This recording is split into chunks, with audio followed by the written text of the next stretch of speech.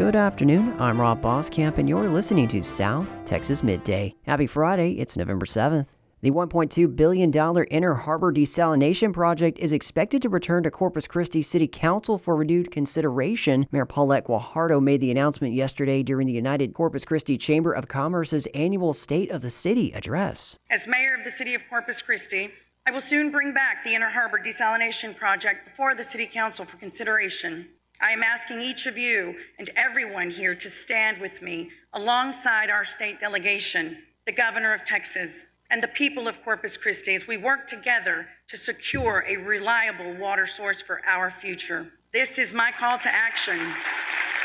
Project progress came to a halt in September when City Council in a 6-3 vote rejected paying for full design of the plant. The city has continued its search for additional water supply projects as a Level 1 water emergency looms next year. As of today, Lake Corpus Christi is at 12.5% capacity. Choke Canyon Reservoir is at 10.5% capacity.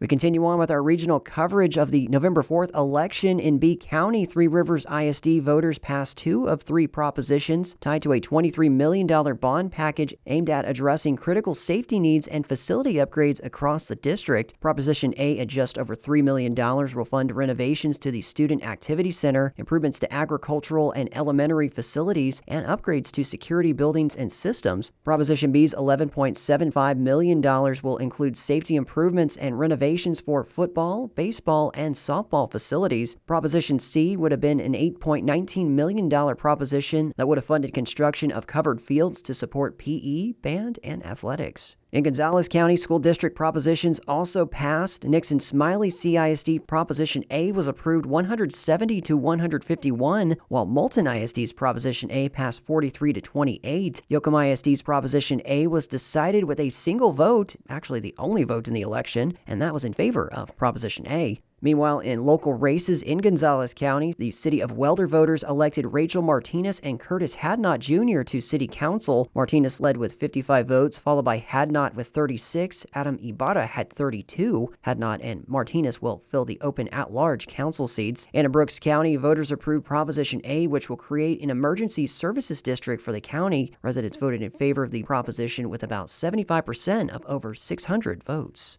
As 3.5 million Texans wait for the federal government shutdown and SNAP benefits to be resolved, families, including federal employees affected by said shutdown, are turning to organizations like food banks to help find their next meal. The increase in demand also puts strains on food banks like the Coastal Bend Food Bank, which provides assistance to families in 11 counties. That includes about 60,000 people in Nueces. I spoke with Executive Director B. Hansen yesterday on South Texas Midday about how the organization is stepping up to help others. Now, what is happening is that we are getting a lot of phone calls because people are getting scared. And so we have had to actually schedule distributions because we're getting calls from, for example, the federal prison in Three Rivers. They have a lot of staff that are working every day, but they're not being paid. So we already did one distribution there. We're going to do another one probably next week. We are helping other federal employees that have not been paid, and they are coming by the food bank to receive food. You can listen to my full interview with B. Hansen, Executive Director of the Coastal Bend Food Bank, on yesterday's episode of South Texas Midday, wherever you get your podcasts. Tomorrow, Corpus Christi ISD is restarting something that began several years ago with hopes for it to continue its future. It's called the Transition Expo, which brings together parents of special needs kids with organizations that will help them and their futures. Lon Gonzalez has more details. Parents with special needs children will be gathering at Moody High School tomorrow for a unique event that's specifically geared for their children. It's the Transition Expo, an event by the Corpus Christi ISD that brings together those parents and agencies that will assist them in their children's paths. Dr. Jennifer Arizmendi, Chief Officer of Special Education Programs with the CCISD, outlined that similar events had been put together in the past and are now seeing that need again, bringing both school district and help agencies together. They range in services that they provide. Some help provide more immediate support for family through education and relationships with families, and others are more long-term. We have our students potentially up until the age of 21 in special education, and what do they do beyond that? And so there's agencies that are out there that will help families plan for the future. Dr. Arizmendi says there are 15 agencies involved in the Transition Expo, which, by the way, is open to the public regardless of what school district special needs children attend.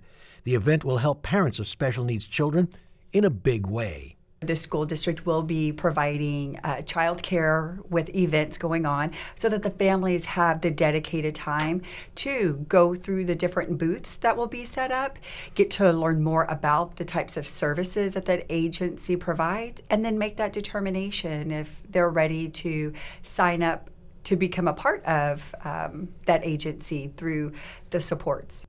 So far, response to the Transition Expo has been good with messages on social media and other platforms.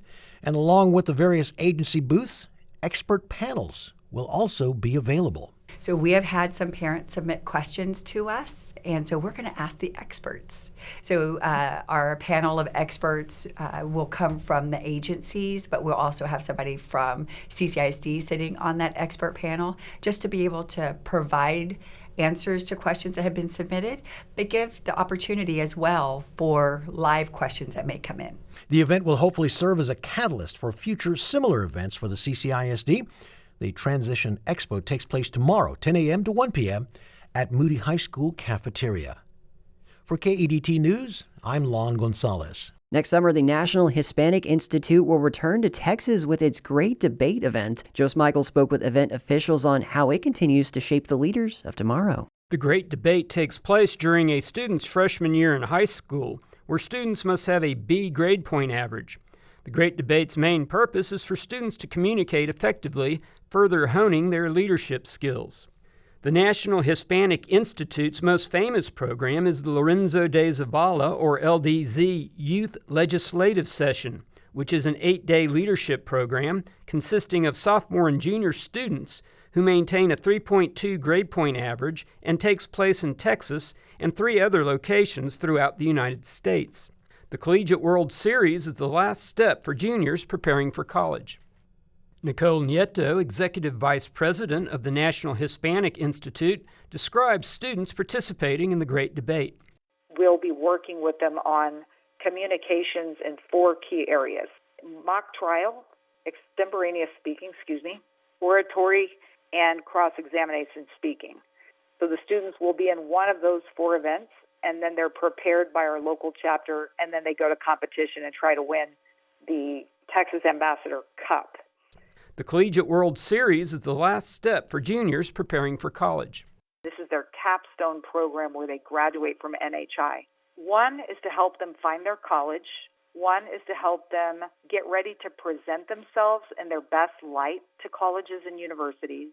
Also to create a social purpose for themselves beyond just a career before they leave home. The NHI continues their mission to improve communities by supporting students, refining their leadership skills through expanding social and political networks. Joe Smikle, KEDT News. Corpus Christi gets ready for the holiday season tonight with its first event of the Downtown CC Holiday Series schedule, the tree lighting ceremony of the 18-foot Port of Corpus Christi holiday tree in Artesian Park during this month's First Friday Art Walk. Tree lighting ceremony begins at 7 p.m. And tomorrow, Goliad State Park, an historic site, invites you to travel back in time with the annual Rio Festival. Event-goers will experience what life was like in the area for native hunters, gatherers, and European immigrants. Spencer Chiok has your preview. When you step into Goliad State Park, you're first taken back by the beauty of nature, surrounded by trees, wildlife, and a river. It's a stark contrast to the setting of stale air and fluorescent lights we call our habitat today. On Saturday, visitors can see what it was like to live with nature during the Rio Festival, featuring a variety of reenactors, blacksmithing, candle making, spinning and weaving, and more at Mission Espiritu Santo. Park lead interpreter Emily Bird described to KEDT what life was like then versus now. Everybody still had to wake up at a certain time. They had things to do at certain times of the day. Work was divided up between men, women, and children. It was not very common that you had a lot of crossover between what men and women did and the kids as well. With some things, having to gather water every day, having to water crops, luckily we don't do quite as much labor intensive stuff as they did back then. But in a lot of ways, they kind of had it probably nicer. If you're sitting and weaving all day long, well, that's also a social hour. So today we don't have quite as much of the interaction between our community members as we used to. So we've kind of lost some connection with people that, back then they very much had those connections. The mission was founded at its present site in 1749 as a way to convert natives at the time into Spanish citizens. Shortly after Texas gained its independence, the mission laid vacant for nearly 100 years before catching the eye of the Civilian Conservation Corps in the 1930s and had a special guest. Eleanor Roosevelt visited the mission. She visited this area, the visitor center, to do a magazine story. The visitor center is very special because it's called a living laboratory. So when the Civilian Conservation Corps got here, they used constructing this visitor center to then go over and restore the mission the right way. So this was kind of their place to play around and learn those techniques. In 1949, the area officially became Goliad State Park. The Rio Rio event takes place from 10 to 4. For KEDT News, I'm Spencer Chihawk. And in sports this weekend, the Corpus Christi Ice Rays travel to El Paso to face the Rhinos tonight and tomorrow evening. In college football, Texas A&M Kingsville hosts Western New Mexico for Lone Star Conference action. UTRGV will defend their undefeated home streak as they face Nichols in Southland Conference play. And in Southland Conference volleyball, Texas A&M Corpus Christi will wrap up their home schedule with a match against the University of Incarnate Word. UTRGV hosts Houston Christian tomorrow afternoon. And that is the latest news and information on South Texas Midday. I'm Rob Boskamp. Your community arts calendar and more is on the way.